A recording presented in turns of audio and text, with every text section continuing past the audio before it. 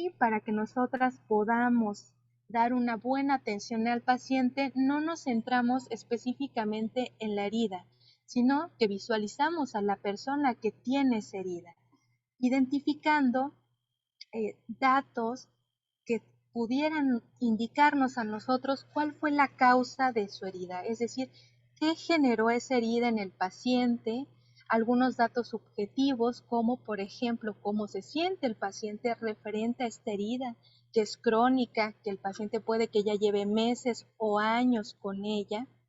También saber qué redes de apoyo tiene el paciente, es decir, un ejemplo, supongamos que tenemos un paciente con una úlcera sacra, que quiere decir está en la espalda baja. Y este paciente no se puede movilizar para llegar al centro de atención donde nosotros vamos a realizar la curación. Con esta clase de pacientes nosotros debemos identificar si tiene redes de apoyo o cómo va a ser la atención que le vamos a proporcionar. Ese dato que pudiera alguien decir, y bueno, ¿y eso qué relación puede tener? Eso también puede influir en el manejo y tratamiento de la herida. ¿Por qué? Porque estaríamos aplazando la atención del paciente, retrasando su diagnóstico y su manejo. Además de identificar pues datos que competen a el aspecto social, emocional y psicológico del paciente, evidentemente por la naturaleza de la lesión, tenemos que enfocarnos en ciertos aspectos físicos y con ello realizar las distintas exploraciones físicas eh, para identificar cualquier alteración que pudiera estar relacionada con esa herida, es decir, identificar comorbilidades, identificar algunos parámetros, por ejemplo, cómo está su riego sanguíneo, identificar índices de Yabo, es decir, unos índices que nos permiten determinar la calidad y la cantidad de sangre arterial que está recibiendo los pacientes a nivel de miembros inferiores, determinar también cuestiones internas como la cantidad de glóbulos blancos que tienen para indirectamente nosotros identificar si el paciente tiene signos de infección local o signos de infección sistémica, determinar también las alteraciones crónicas que pueda tener el individuo, como si tiene diabetes mellitus, si presenta alguna alteración a nivel de sistema cardiovascular que pudieran generar el medio ideal para que esa herida tarde en recuperarse.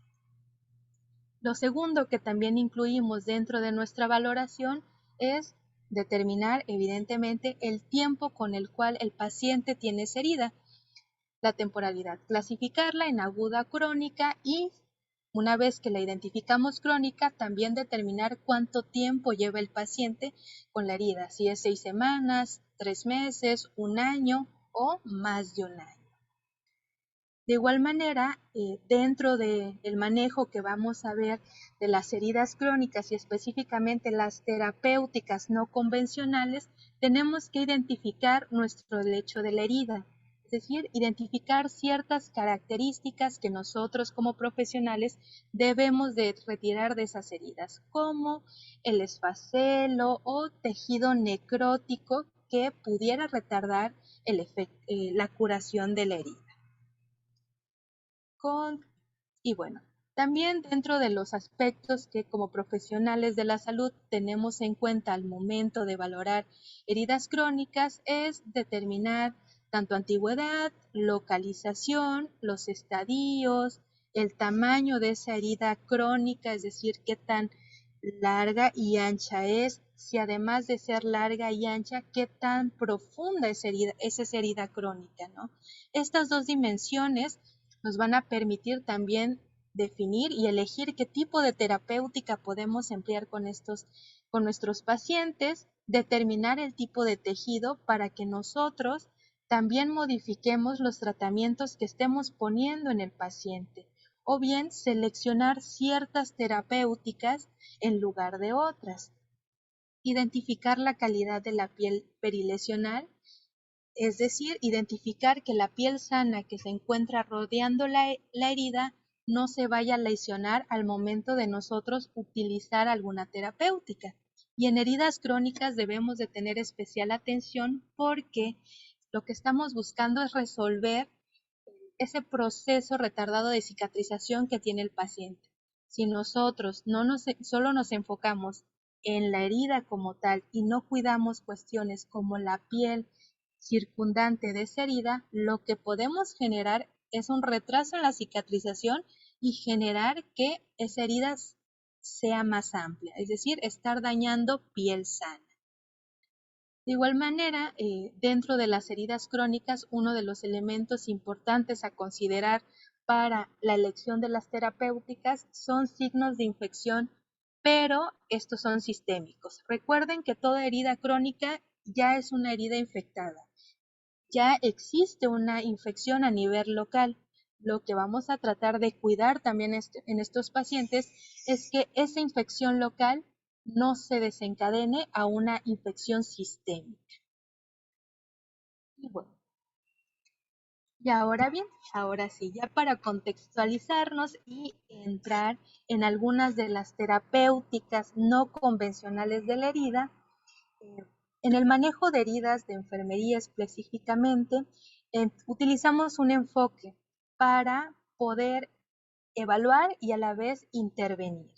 Utilizamos el enfoque TIME que nos va a permitir identificar primero las características de tejido no viable que tiene esa herida y a su vez retirar el tejido no viable. Dentro de este primer paso es donde nosotros encontramos estas terapéuticas no convencionales que más adelante vamos a abordar. También es importante que en función de cómo vamos manejando el tejido no viable, el tejido necrótico, estemos controlando la inflamación y, en su defecto, la infección local. Si nosotros manejamos estos dos elementos, el exudado no debería de darnos mayor problema. Es decir, al elegir un buen material para el manejo de la herida, el exudado va a ser, va a tener un control excelente, no va a ser demasiado y tampoco va a estar disminuido. Y por último, si nosotros tenemos un adecuado control de tejido no viable, con ello favorecemos la disminución de la inflamación y la infección y además controlamos el exudado, la estimulación de los bordes epiteliales se va a efectuar, es decir, se va a ir haciendo el cierre de esa herida. Y ingresando con el preámbulo antes de utilizar este acrónimo, vamos a iniciar con algunos aspectos que creo es de interés para todos. Ahora sí, haciendo una pequeña recomendación de salud para las personas que no sean del área. Toda herida, sea crónica o sea aguda, va a requerir una limpieza, pero estas limpiezas van a variar. Por ejemplo, si tenemos una herida aguda, es decir, una herida que se dio tal vez por que nos caímos, es una laceración, o nos cortamos con algún objeto al momento de estar preparando los alimentos, esa herida, como les comento, es una herida aguda y si nosotros no tenemos ninguna comorbilidad asociada, esa herida va a curar, le apliquen algo o no le apliquen algo. ¿Qué quiere decir? Muchas veces escuchamos, no, ponle pasta de dientes, ponle café, ponle sal a la herida para que sane, incluso ponle limón. No, las heridas con esas terapéuticas, pues la herida va a cerrar. Si es aguda, va a cerrar y lo único que van a estar haciendo va a ser desperdiciar esos elementos en su piel. Si es aguda, claro está. Si es crónica, tenemos que irnos con más precaución. No podemos estar aplicando cualquier tipo de sustancia a la herida crónica. ¿Por qué? Porque cualquier intervención terapéutica que apliquemos en la herida crónica sin tener un sustento y sin saber qué tipo de producto le vamos a aplicar, lo que vamos a generar es que esa herida no cierre, pues si de por sí está retardado ese proceso, pues no va a cerrar en un proceso más largo por nuestra intervención. Entonces, en heridas en general, si nosotros no tenemos la capacitación o el adiestramiento aún, solo nos aseguramos de hacer una limpieza de la herida. Es decir, puede ser con solución fisiológica, que quiere decir cloruro de sodio al 0.9%. Si no tenemos eso, puede ser con algo inyectable, o bien, si ocurrió el accidente en casa y no tenemos este material, únicamente con agua potable y jabón neutro, lavamos la herida, la limpiamos, la cubrimos y con eso tiene que ser suficiente para una herida aguda. Para una herida crónica, en este caso, cuando realicemos esta limpieza, lo primero es que como esta herida va a tener una terapéutica que no se va a estar revisando cada tercer día o cada quinto día, es decir, buscamos terapéuticas que tarden en el paciente una semana, 2 semanas, dependiendo del tipo de material, va a tener un apósito primario y un apósito secundario. Dependiendo cómo va evolucionando la herida, nosotros vamos a tener que descubrir al momento de la valoración de seguimiento. Pero no solo vamos a retirar la gasa, sino que primero vamos a humedecer esa gasa que está cubriendo la herida. ¿Por qué? Porque si nosotros retiramos un apósito sin, primero, no saber qué terapéutica tiene debajo, qué terapéutica se utilizó con el paciente, o bien, si observamos que esa gasa está seca, lo que vamos a generar es que se desprende el lecho de la herida y nos podemos estar llevando el tejido de epitelización, ¿no? Un tejido que es muy rico y que funciona para que la herida siga cicatrizando. Así que nunca retiramos gasas que estén adheridas a la herida sin antes humedecerlas con solución fisiológica. La humedecemos y retiramos esta herida esta gasa con precaución de no lastimar o no lesionar el lecho de la herida. Dentro de esta limpieza, solo, como les comento, solo solución fisiológica. No se recomienda el empleo de antisépticos locales en heridas ni agudas ni crónicas, como iodopovidona, clorhexidina o agua oxigenada. No se recomienda el uso de estas sustancias porque pueden alterar el proceso de cicatrización del lecho de la herida. Bueno, ahora sí. Dentro de la terapéutica que utilizamos en el manejo de heridas, tenemos el control del tejido no viable. Una vez que ya realizamos nuestra limpieza con solución fisiológica o agua inyectable y ya descubrimos la herida, tenemos que evaluar y visualizar muy bien qué tipo de tejido necrótico o qué tipo de tejido no viable tiene esta herida. Las heridas crónicas, por el proceso de infección local que ya presentan, estas siempre van a tener tejido necrótico y tejido esfacelado. Es decir, en la primera valoración ustedes pueden observar en este tipo de heridas los tejidos necróticos y esfacelados. Estos dos tipos de tejido son tejidos desvitalizados. ¿Qué quiere decir? Son tejidos muertos que tenemos que retirar. ¿Por qué? Porque ambos tejidos lo único que están favoreciendo es el medio ideal para que las bacterias, tanto oportunistas y bacterias locales de la piel, tengan el medio ideal para subsistir y empiecen a crear biofilms. Los biofilms no permiten la adherencia de las células que van a permitir reparar el lecho de la herida. La intención de identificar este tipo de tejidos en nuestros pacientes es una, visualizar el tamaño del tejido. Dos, decidir con qué voy a retirar este tejido, ¿no? También cabe recalcar que tanto el tejido necrótico como el tejido esfacelado no es tan fácil retirarlo como se pudiera pensar, ¿no? Alguien tal vez observa la imagen y dice, bueno, le puedo pasar una gasa y por arrastre lo retiro. No, este tejido, incluso si es muy amplia la extensión, incluso requiere tratamiento o intervención quirúrgica para su retiro.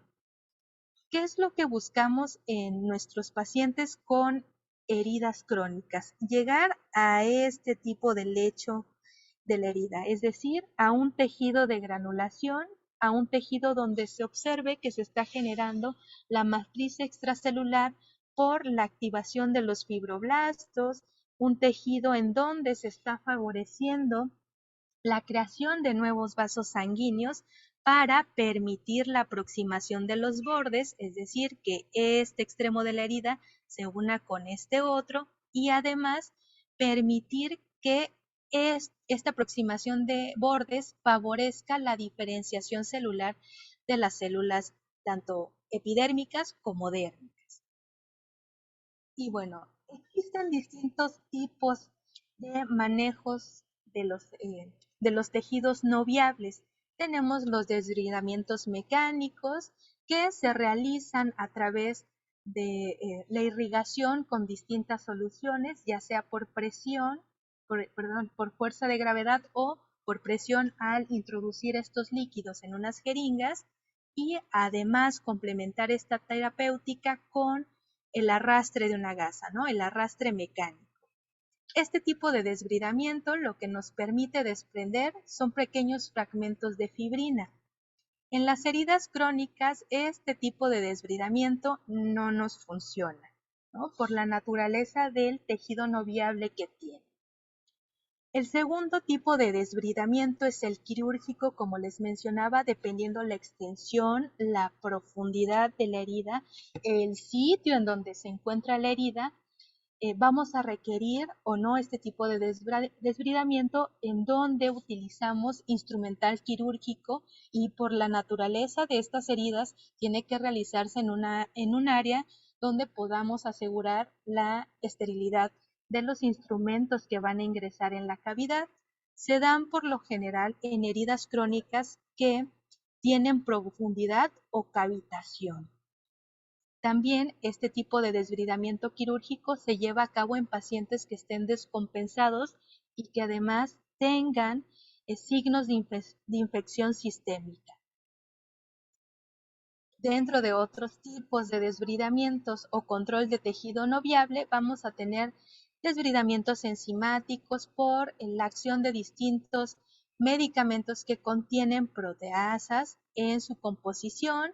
Vamos a tener desbridamientos de tipo autolítico que van a estar caracterizados por el uso de hidrocoloides, que también son ya materiales manufacturados, y el último, y creo es el interés de la sesión del día de hoy, vamos a tener tratamientos del tipo desbridamientos biológicos. Y aquí entran los tratamientos no convencionales de las heridas. En los desbridamientos biológicos, lo que caracteriza este tipo de terapéutica es que utilizamos, ahora sí, o bien organismos vivos o sustancias que nos ofrece la naturaleza. Dentro de los tratamientos no convencionales de las heridas crónicas, vamos a estar hablando referente a las terapias larvales y el uso de NIT.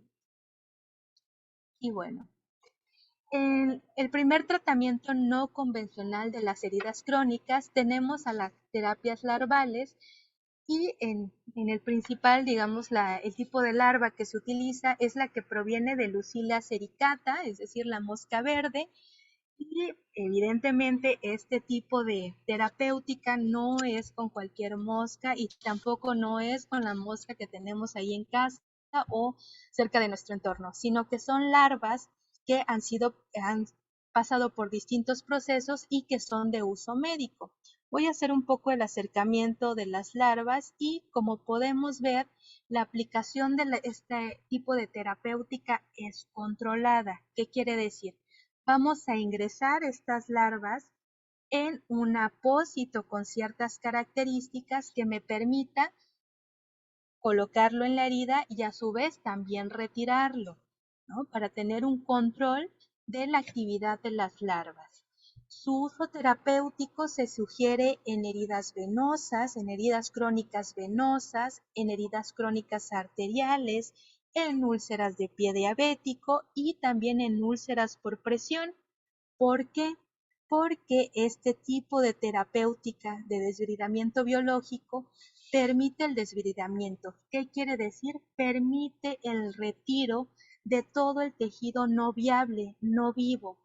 Estas larvas tienen la afinidad de ingerir el tejido no viable. ¿Qué quiere decir? Solo se enfocan en el esfacelo, solo se enfocan en el tejido necrótico, pero no alteran el tejido de granulación. ¿Qué quiere decir? No se va a comer, por así decirlo, las células vivas del paciente, únicamente las células necróticas. Al hacer este desbridamiento y tener esa afinidad por el tejido desvitalizado, también la actividad de estas larvas permite la inhibición del biofilm bacteriano, que quiere decir al destruir el lecho de la herida que está cubierto por tejido no viable, evidentemente tampoco permite la multiplicación bacteriana porque está retirando ese tejido que evitaba que las células de nuestro sistema inmune defendieran el lecho de la herida. Y además, al descubrir o desbridar la herida y con ello inhibir el crecimiento bacteriano, estimulan el tejido de granulación. ¿Por qué? Porque permiten o retiran a esas proteasas que son características de las heridas crónicas, es decir, dejan que los fibroblastos hagan su trabajo. ¿Cómo se ven aplicados estos apósitos con larvas?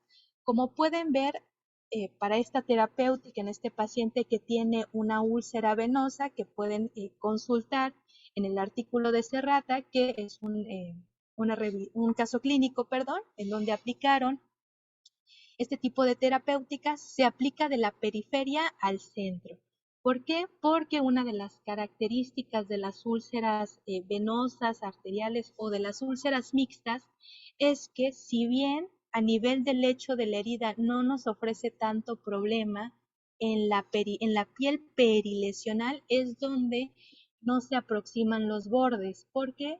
Porque no hay formación de nuevos vasos sanguíneos, y si no hay formación de nuevos vasos sanguíneos, la matriz extracelular de esa herida no recibe los suficientes nutrientes, principalmente no recibe oxigenación ni los nutrientes necesarios para poder aproximar los bordes de esta herida. Entonces, las terapéuticas, como les comento, deben de ser controladas. Observen, tienen 4 apósitos, cada apósito con larvas en su interior, para que en su momento, una vez de que haga su efecto, las larvas hayan desprendido, desbridado ese tejido no viable, se retire, se haga la limpieza de la herida y volvamos a aplicar, si así amerita, una nueva terapéutica con larvas. Y bueno, dentro del otro tratamiento no convencional de herida crónica que vamos a estar visualizando es el uso de la miel. Cabe aclarar que este uso de la miel también tiene que ser en función de una miel que haya pasado por ciertos estándares de calidad. Por lo general tienden a utilizar la miel generada por la abeja europea o por una especie de planta.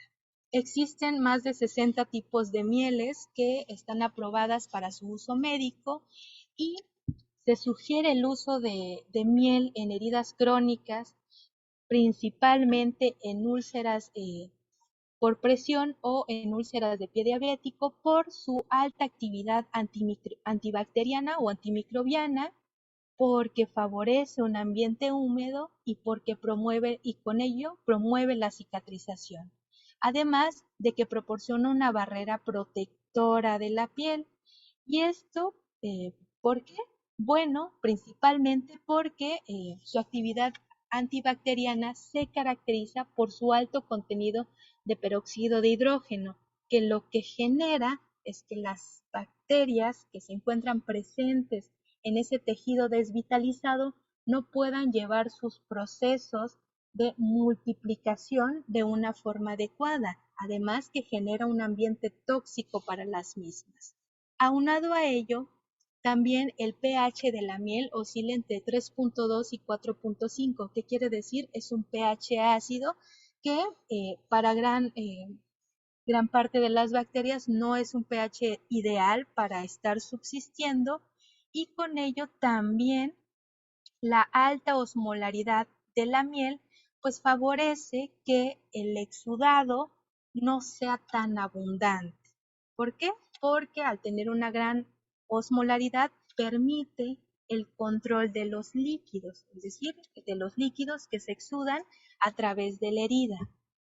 Y en este caso, la miel, ¿a qué tipo de bacterias está atacando? Bueno, dentro de la revisión que realiza Deb y Mandal en la miel y sus propiedades médicas y antibacterianas, dentro de su revisión identificaron que eh, de las principales bacterias que son características de las heridas crónicas, la miel tenía un efecto antimicrobiano e incluso cabe recalcar que también la miel ha podido utilizarse en algunas cepas resistentes a ciertos antibióticos. Entre estas bacterias que se encontraron fue Serratia mascense, Staphylococcus aureus, E. coli, aunque alguien por aquí pueda pensar cómo va a haber E. coli en una herida, pues las hay, ¿no? Por las infecciones nosocomiales en los hospitales se han encontrado pues cepas de E. coli en ciertas heridas crónicas, de Pseudomonas, también una de las principales bacterias que participan en infecciones nosocomiales y son características o son la microbiota de los lechos de las heridas infectadas crónicas y algunas otras bacterias oportunistas. Y bueno, cabe aclarar nuevamente y repito por cuestiones de ética profesional, estas terapéuticas pueden ser aplicadas por cualquier profesional. No, tienen que ser aplicadas por profesional que tenga todas, ahora sí, las credenciales para ejercer la práctica avanzada de las heridas. Así que esto nada más es para el conocimiento de los estudiantes de enfermería que estén dentro de la sesión. Y bueno, con ello son dos de los tratamientos no convencionales de heridas que vamos a estar abordando el día de hoy. Y bueno, algunos elementos para complementar y que no nos quedemos únicamente en el primer acrónimo es que gracias a la actividad de ambas terapéuticas, tanto el uso de larvas como el uso de miel, por sus bondades de ambas terapéuticas, nosotros podemos tener un control de la inflamación y de la infección. Recordando que en las heridas crónicas ya tenemos una microbiota, es decir, este proceso de desarrollo de microbiota surge en heridas agudas, pero si nosotros no tenemos un adecuado manejo de una herida aguda, se va a colonizar y posteriormente va a tener una colonización crítica y va a desencadenar una infección local y si no manejamos bien esa infección va a generar una infección sistémica. Y bueno, de igual manera, al utilizar una buena herramienta para el manejo de la herida, ya sea con larvas o con miel, controlando la infección, podemos controlar el exudado. ¿No? Y nada más para conocimiento de los presentes, qué tipo de exudado vamos a poder encontrar en nuestras heridas, va a partir desde lo normal, que serían nuestros exudados serosos, que se generan cuando nosotros tenemos alguna lesión y podemos ver ese tipo de secreciones que no tienen olores fétidos, que tienen un color más transparentoso, hasta nuestros exudados sanguinolentos que pueden indicarnos algunos elementos de infección. ¿Cómo se visualizan estos exudados? Pues tenemos nuestro exudado seroso, que les comento, eso puede ser característico de una herida aguda que probablemente se colonizó o bien de una herida que ya está contaminada. Nuestros exudados fibrosos se pueden observar de esta manera y en las heridas crónicas lo que nosotros vamos a observar con mayor con mayor frecuencia van a ser exudados supurativos purulentos. Es decir, ahí sí van a ser exudados que van a tener olores fétidos, que van a tener olores bastante fuertes y que por estos tipos de exudado debemos de hablar tanto con el paciente como con la familia, ¿no? Que la herida de por sí va a generar un olor fuerte y eso no quiere decir que esa estructura del cuerpo del paciente ya no funcione, sino que simplemente está pasando por un proceso de infección que nosotros queremos tratar. También, si en algún momento ustedes llegan a observar que algún paciente o ustedes mismos más adelante colocan larvas de mosca, avisen e informen al paciente, ¿sale? Y a sus familiares y a sus cuidadores. ¿Por qué? Porque han sucedido casos en los cuales se están haciendo manejos de heridas y no se avisa o no se registra que se utilizó una terapéutica con larva. Y ya se imaginarán todas las implicaciones que pueden llevar. Desde que el personal de salud retire toda esta terapéutica y pues prácticamente hayan desechado la inversión en esa terapéutica hasta que el paciente se asuste, ¿no? Hay que enseñarle, hay que mostrarle la larva antes de colocarle ese tipo de terapéuticas al paciente. Y otro tipo de exudado que también viene acompañado con el supurativo va a ser el exudado sanguinolento, ¿no? Vamos a observar estos dos tipos de exudados en heridas crónicas. Y bueno, ya para cierre de esta sesión, también tenemos que tener bien en cuenta que con las heridas crónicas lo principal es tratar el proceso infeccioso local, es decir, todo material que vayamos a colocar en el paciente, sea convencional o no convencional, como las larvas o la miel, es para atacar el proceso infeccioso local y retirar los tejidos desvitalizados. Si nosotros no hacemos eso o no logramos avances con eso, jamás vamos a lograr una estimulación de bordes epiteliales. ¿Qué quiere decir? Que se cierre la herida, que cure la herida. Entonces, además de colocar ese tipo de terapéuticas o cualquier tipo de material que ustedes vayan a utilizar con el paciente, recuerden que lo que se debe de favorecer en toda herida es un ambiente húmedo, que siempre vamos a poner, en este caso están utilizando un hidrocoloide, pero pudieran ser las larvas, la miel o pudiera ser algún tipo de crema que se le vaya a poner al paciente debe de tener doble apósito, es decir, un apósito primario que favorezca la humedad de la lesión y un apósito secundario, que lo ideal sería un apósito secundario que permitiera la oxigenación de la herida, pero si no tenemos a su disposición podemos utilizar una gasa. Pero vuelvo a hacer énfasis, cuando estemos manejando heridas, asegurémonos de que esas gasas tengan un apósito primario. ¿Para qué? Para que al momento de retirar esa gasa no estemos dañando el tejido de epiteliciación, es decir, el tejido sano que tal vez estamos favoreciendo. Al momento de retirar la gasa seca, vamos a volver al paso 1 de la herida. Y bueno, con ello termino la presentación del día de hoy, agradeciendo nuevamente la invitación y esperando, si hay dudas, resolverlas en este momento. Muchísimas gracias.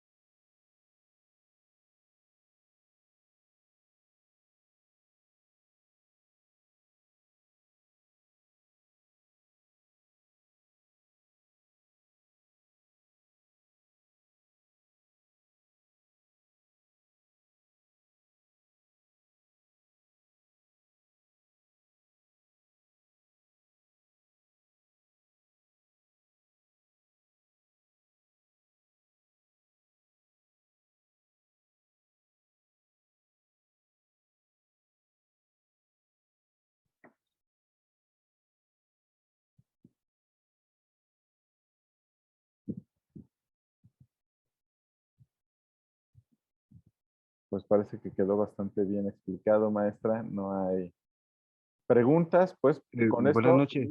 Muy buenas noches. eh, Adelante, eh, Muy Michelle. buenas noches. Antes que nada, pues quería felicitar a la profesora Meili por su presentación. De hecho, se me hizo un tema muy interesante y pues me causó mucha intriga algo que mencionó y quisiera ver si habría la posibilidad de que me aclarara una duda. Eh, en cuanto al manejo de la curación de herida, había mencionado la profesora de que no, en ciertos casos no era recomendable el uso de la iodopovidona o la clorexidina para realizar la asepsia sobre estas mismas, pero eh, conforme a mi experiencia, pues he escuchado a algunos compañeros o incluso este, de, algunos profesionales ya de la salud que han utilizado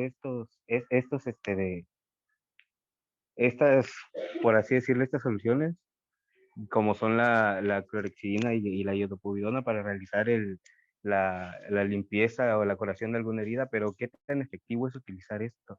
O si es específico para tratar de curar alguna herida. Buenas noches, Michelle. Muchísimas gracias por la pregunta. Y sí, durante su práctica profesional incluso van a observar que se utiliza el jabón quirúrgico y algo que nosotros denominamos hacer una frotación excesiva del lecho de la herida. Es decir, te van a decir, cura esa herida con jabón quirúrgico y talla al paciente hasta que sangre, ¿no? No se recomienda en primera esa terapéutica ni el uso de iodopovidona porque es muy agresivo para el lecho de la herida. No tanto para la piel, sino que para el lecho de la herida. Lo que generan estas dos sustancias es que aumentes el proceso de cicatrización en pacientes que tienen comorbilidades. En pacientes que tienen heridas agudas, como lo comenté al inicio, aún así nosotros les pongamos pasta, limón, café, sal, si nosotros tenemos una buena vascularización, una buena oxigenación a nivel local de la herida y además no tenemos ningún déficit nutrico, esa herida va a sanar no por la terapéutica que usaron, sino porque el proceso normal de cicatrización en 14 días se resuelve, si es un proceso agudo. El otro que mencionabas, la clorexidina, tampoco. Para el hecho de la herida son tóxicas esas sustancias, tanto la iopovidona como la clorexidina. Ahora bien, hay situaciones en las que sí podemos utilizar iodopovidona, pero hacemos una dilución, ¿no? Con solución fisiológica y la proporción de iodopovidona es muy mínima para que pues, se pueda hacer la limpieza de la herida. ¿Qué es lo mejor que se puede utilizar para la limpieza de la herida? Solución fisiológica. Y si esa herida está infectada, hacemos desbridamientos y le ponemos ya sea una terapia convencional o no convencional.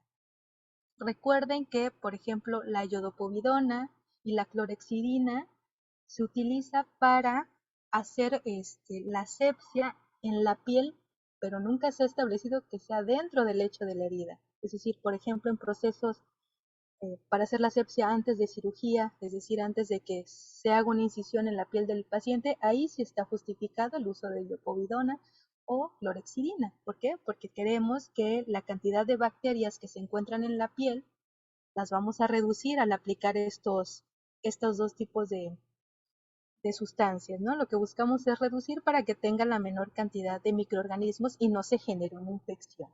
No sé si me expliqué, Michelle. Sí, de hecho sí, ya me quedó un poco más claro y pues, le agradezco porque me haya resuelto esa duda. Muchas gracias y muchas felicitaciones por su exposición, profesora. Muy bien, muchas gracias. Tenemos una pregunta en el chat. Dice la doctora Cecilia Cotanquis. Dice, gracias por la plática muy buena y visualmente impactante. Dice, cuando aparecen heridas en pie diabético, ¿se considera una herida crónica? Esa es la primera pregunta. ¿Y cuáles deberían ser el cuidado y asepsia? Sí, las heridas de pie diabético o las heridas que también se denomina síndrome del pie diabético, sí son heridas crónicas. ¿Por qué?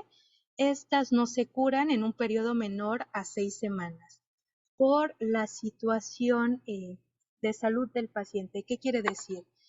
Si tenemos un paciente diabético, perdón, un paciente con diabetes descompensada, ya existe un elemento que nos va a condicionar el proceso de cicatrización. Porque en la diabetes observamos, aparte del daño a los nervios periféricos, también observamos daños a nivel de la vasculatura del paciente. ¿Qué quiere decir? No se van a favorecer la creación de nuevos vasos sanguíneos en esa herida y además, si tenemos pacientes con diabetes con las glucosas alteradas, es decir, un paciente diabético descompensado, lo que va a favorecer es que el paciente tenga gran aumento de citocinas y un proceso inflamatorio al interior de su cuerpo. Y todo eso va a favorecer que la infección a nivel local se expanda, por así decirlo. Va a favorecer también el aumento del tejido necrótico y no viable. Y por otra parte, ¿cuáles deberían ser el cuidado y la asepsia? Bueno, el cuidado con pacientes que ya tienen una úlcera de pie diabético, en primera instancia sería estar vigilando que no se vaya a producir otra herida en alguna de las estructuras del pie. Lo segundo es monitorizar que los apósitos que se le hayan puesto a este paciente no estén húmedos. Si están húmedos, tenemos que hacer un cambio del apósito secundario, es decir, de la gasa que se está cubriendo. Lo tercero, seguir la terapéutica del profesional de salud que instauró el tratamiento. Es decir, hay profesionales de la salud que a las úlceras de pie diabético le pueden poner material de curación que va a durar 3 días, 5 días, 7 días o incluso hasta 14 días. Ahí la recomendación es, solo cambiamos el apósito secundario, es decir, la gasa que cubre ese material de curación. Solo retiramos eso y colocamos nuevas gasas o nuevo apósito secundario. Después, recomendar cuidados, por ejemplo, si el paciente tiene esas terapéuticas, al momento de bañarse, cubrir ese sitio de la herida, ese sitio donde se encuentra el material de curación. ¿Qué quiere decir? Ya sea que ayudemos al paciente a envolver su miembro inferior, su pierna, con una bolsa de plástico o conseguir apósitos transparentes que pues, son apósitos que están hechos de ciertos materiales plastificados que van a evitar el ingreso de agua a ese material.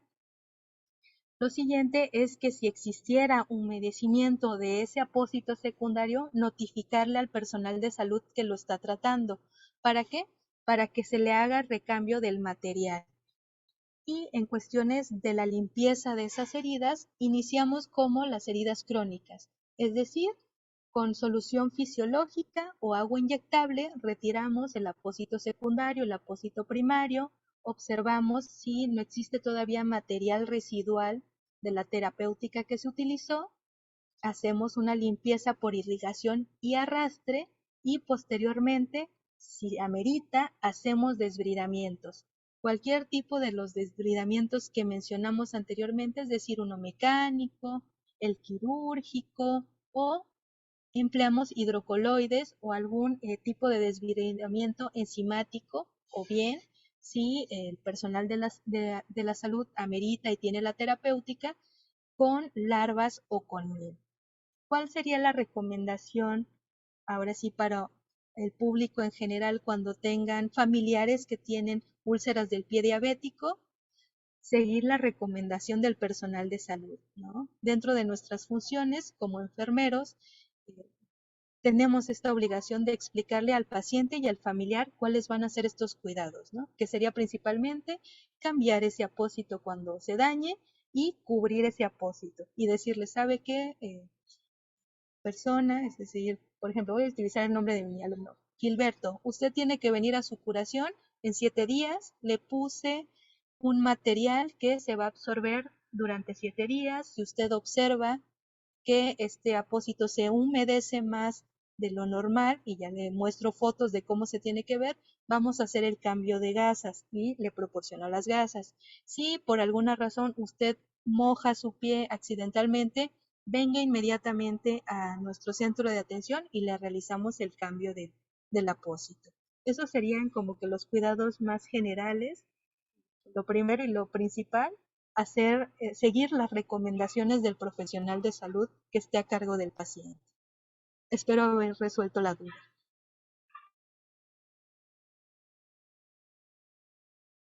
Dice la doctora Cecilia que muchísimas gracias. Muy bien, tendríamos tiempo para hacer una última pregunta. ¿Alguien que quisiera hacer una pregunta? Parece que no, parece que quedó todo muy claro. Muchísimas gracias. De parte del ICONEC le damos las gracias a la maestra Meili por haber estado el día de hoy con nosotros, haciéndonos esta magnífica presentación del manejo de heridas.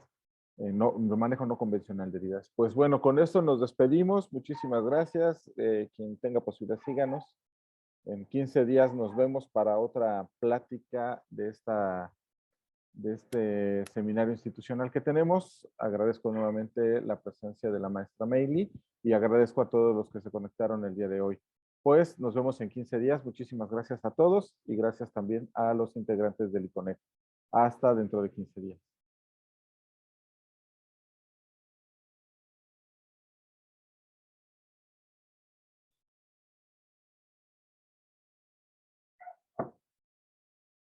Yo cenar, ay, perdón.